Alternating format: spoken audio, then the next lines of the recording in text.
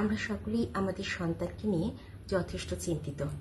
অনেকের সন্তান আছে মা বাবার কথা খুব ভালো করে শোনে, অনেকে আবার আছে মা বাবার কথা একদমই শুনতে চায় না। আগে ভালো ছিল, এখন হয়তো আরো বেশি অবাধ্য হয়ে যাচ্ছে। যদি আপনার সন্তানকে নিয়ে আপনার এমন কোনো সমস্যা থাকে তাহলে আজকের ভিডিওটা স্কিপ না করে পুরো দেখবেন। আর আপনার অন্যান্য কোনো বান্ধবী, বন্ধু, আত্মীয় স্বজনের যদি এই সমস্যাটি হয়ে থাকে তার সন্তানকে নিয়ে তাকে ভিডিওটি দেখার জন্য শেয়ার করে দেবেন।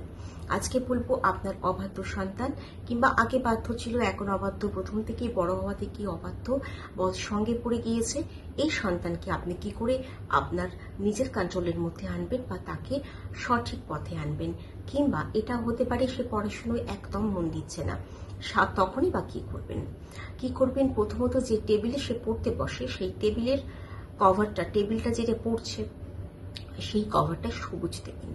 সবুজ রঙের সবসময় আমি বলেছি যে সবুজ রঙের মধ্যে বিদ্যার্থীদের একটা সুন্দর সম্পর্ক থাকে। এটা তো বুধের রং, বুধ আমাদের শুভ বুদ্ধি দেয় এবং শুভ বুদ্ধির অভাবেই এই সমস্ত বাচ্চারা যাদের সঠিক বয়স হয়নি কিংবা বয়স বেড়ে উঠছে কিন্তু সঠিক বুদ্ধি ঠিক ম্যাচিওর হয়নি, তারা মনোসংযোগ বাড়াতে পারবে। যে কোনো কাজ করছে, সে অন্য কোনো ল্যাপটপে কাজ করছে বা পড়াশোনা করছে, যা হোক কিছু করছে, ক্রিয়েটিভ কিছু, সবসময় সেই টেবিলের কভারটা সবুজ রঙের কোনো কাপড় বা প্লাস্টিক যাই হোক পেতে দেবেন।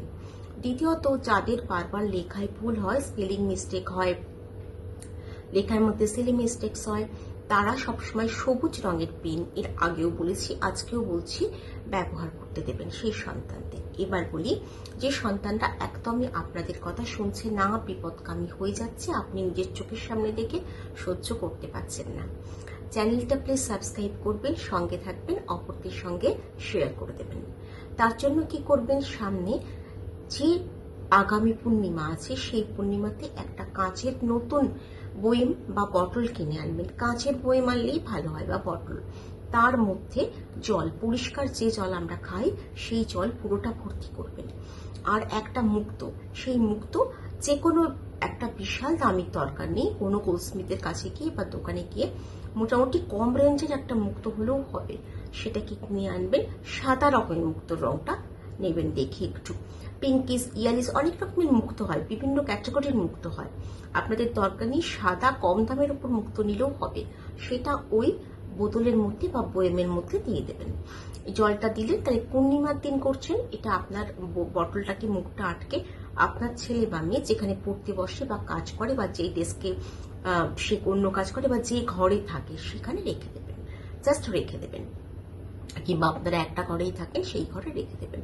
প্রত্যেকদিন যাতে যার চোখের সামনে এই জলের ভেতর মুক্তটা থাকে, প্রত্যেক পূর্ণিমাতে এই জলটাকে চেঞ্জ করে দেবেন।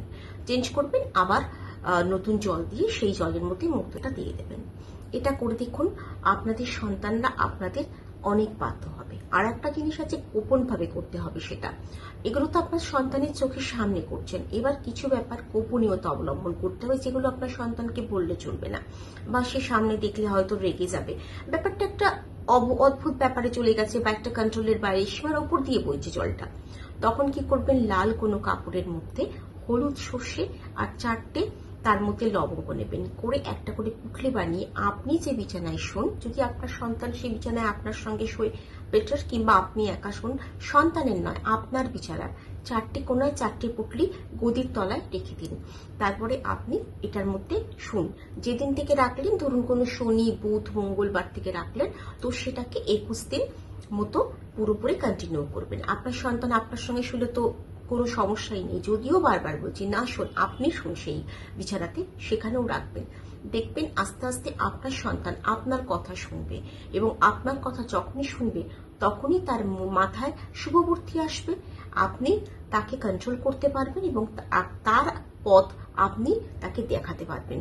এবং সে যদি বিপদগামী হয়ে যায় তাহলেও সে আপনার কথায় সরাসরি সঠিক পথে আসবে। ট্রাই করতে দোষ কি, চেষ্টা করে দেখুন এবং নিজের সন্তানকে রক্ষা করুন। আমার সঙ্গে থাকুন, চ্যানেলটা সাবস্ক্রাইব করে দেবেন। আজকের মতো নমস্কার।